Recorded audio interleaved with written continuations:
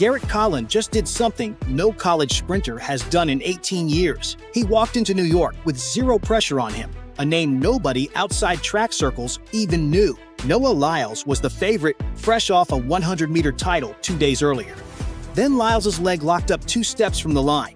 The stadium went silent, and Kaalund crossed first. The 200-meter final at the USATF Outdoor National Championships was supposed to have one storyline: Noah Lyles chasing a rare double. He had already claimed the 100-meter title 2 days earlier, running a blistering 9:79 seconds, a time that matched the fastest of his career. That win alone would have been enough for most sprinters to celebrate and rest.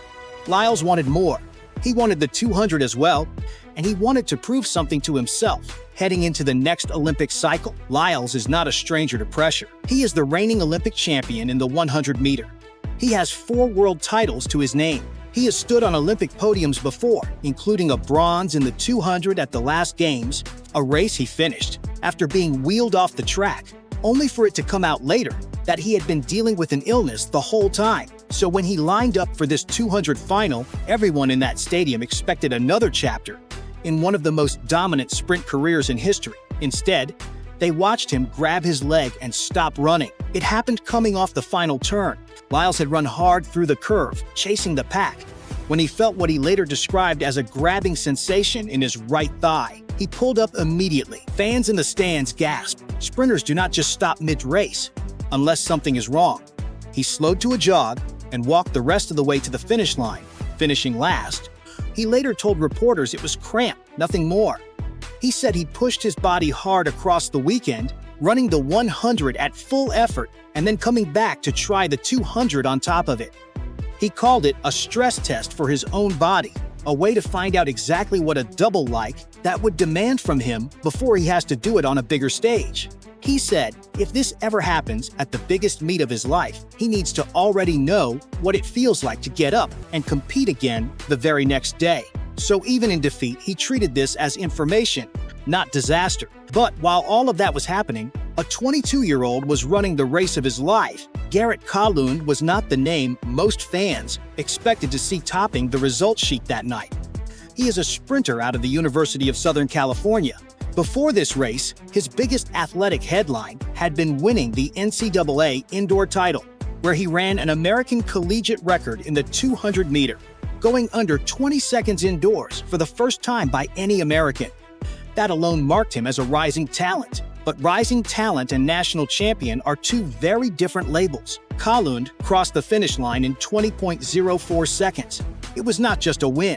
It made him the first college sprinter to win a U.S. national 200-meter title since 2008. Think about how long that gap is. An entire generation of professional sprinters came and went, and no current college athlete had been able to break through at nationals in that event until Kaalund did it.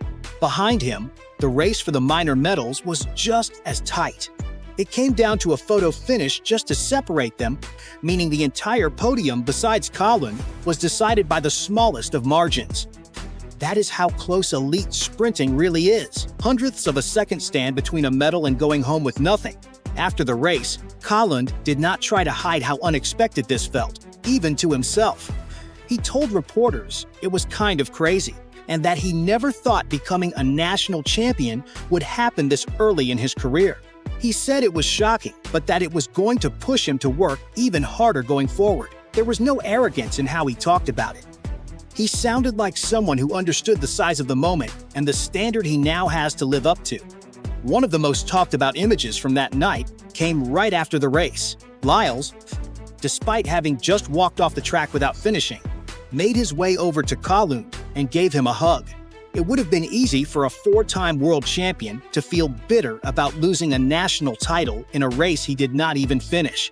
Instead, he congratulated the young sprinter who took advantage of the opening. That moment said a lot about how Lyles views the sport, and it said just as much about the respect he already has for Kaalund's talent. It is worth pointing out that this was not a total shock out of nowhere.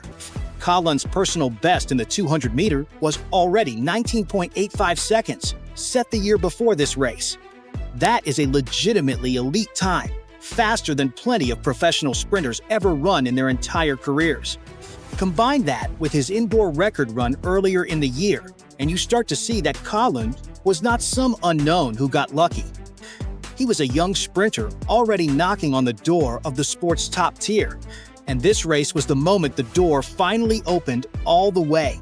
This national championship also happened during what track fans call an off year, meaning there was no Olympics and no World Championships attached to it. That changed the entire complexion of the meet. In years tied to those bigger competitions, this race also decides who gets to represent the country on the biggest stage, which adds enormous pressure and often keeps certain top athletes extra cautious. Without that added weight this year, athletes like Lyles could treat parts of the weekend as a real test of their limits, which is exactly what led to him attempting the double in the first place.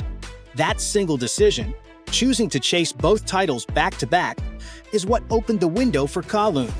If Lyles had skipped the double, or if his body had held up for another 50 meters, this story looks completely different. Instead, one cramp changed the entire meaning of the night, turning a probable formality into a genuine changing of the guard moment for American sprinting. Melissa Jefferson Wooden won that race in 21.69 seconds, finishing just 1/100th of a second off her own personal best. She had already chosen to skip the 100-meter event entirely, which was instead won by Sha'Carri Richardson. Jefferson Wooden's win added another headline to a night already packed with them, showing just how loaded this particular national championship turned out to be from start to finish. For Kaalund, this win instantly changes how people talk about him. He is no longer just a promising college sprinter with a fast time from an indoor meet. He is a national champion, with his name now permanently tied to ending an 18-year drought for college athletes in this event. Every race he runs from here forward will be measured against this moment, fairly or not. That is the reality of a breakthrough this big. As for Lyles, his response to the whole situation tells you a lot about where his head is at. He is not treating this as a setback to dwell on. He framed it as preparation, a look ahead at what his body might face if he ever tries a similar double at the biggest meet on the calendar. Whether that mindset pays off later is something only time will answer, but it shows a champion thinking several steps ahead rather than getting stuck on one lost race. What happened in that 200-meter final will likely be remembered as one of the most unpredictable moments in recent American sprinting history. A dominant champion pulling up in pain, a 22-year-old delivering the run of his life at the exact right moment, a photo finish battle for the minor medals, and a genuine show of sportsmanship in the middle of all that chaos. Few races managed to pack in that much drama in under 21 seconds, but this one did, and it will be talked about for a long time.